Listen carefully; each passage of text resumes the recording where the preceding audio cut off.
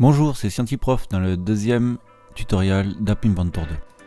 On va continuer alors notre première application en ajoutant deux nouvelles fonctions. La première c'est Textbox. Donc c'est une zone de texte. On va faire en sorte d'écrire ici un texte qui doit être lu par le téléphone. On va changer alors notre bouton Parle-moi en une image. Je vais aller chercher une image sur le disque. Voilà. En PNG.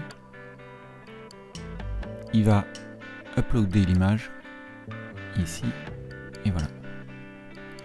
On a un texte sur l'image, on peut l'enlever en enlevant ici le texte de la zone de texte pour n'avoir simplement que l'image. À partir de maintenant, je vous conseille de renommer à chaque fois les boutons ou les zones de texte que vous créez. Ça permet d'être plus structuré, de ne pas s'embrouiller lorsque le programme devient beaucoup plus chargé.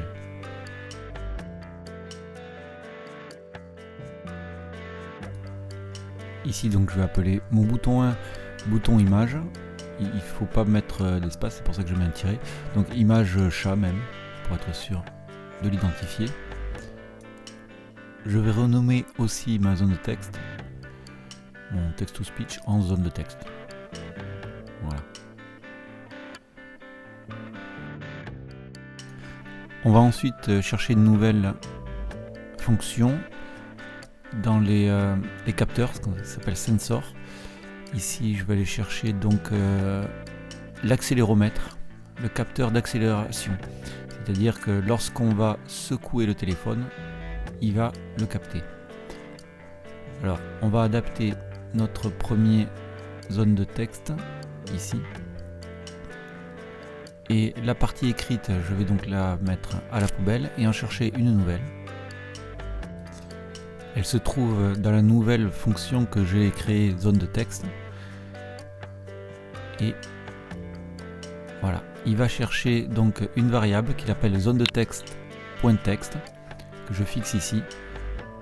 Et donc en appuyant sur le bouton chat, ça va lire ce qu'il y a marqué dans la zone de texte. Ensuite, mon bouton accéléromètre, je vais chercher donc la fonction quand l'accéléromètre est activé. Je lui demande d'appeler donc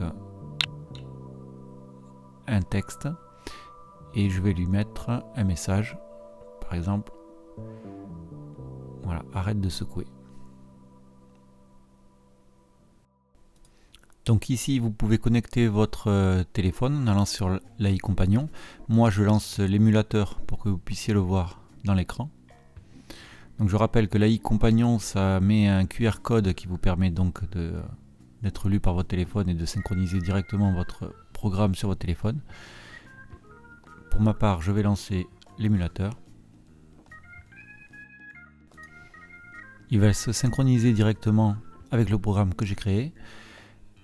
Et ici donc va apparaître donc mon image, voilà, et ma zone de texte. Il suffit simplement donc d'appuyer pour qu'il lise la zone de texte, mais d'abord il faut bien sûr marquer quelque chose dans la zone de texte.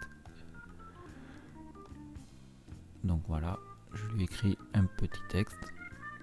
Salut au monde. Voilà, il le dit en appuyant sur le chat.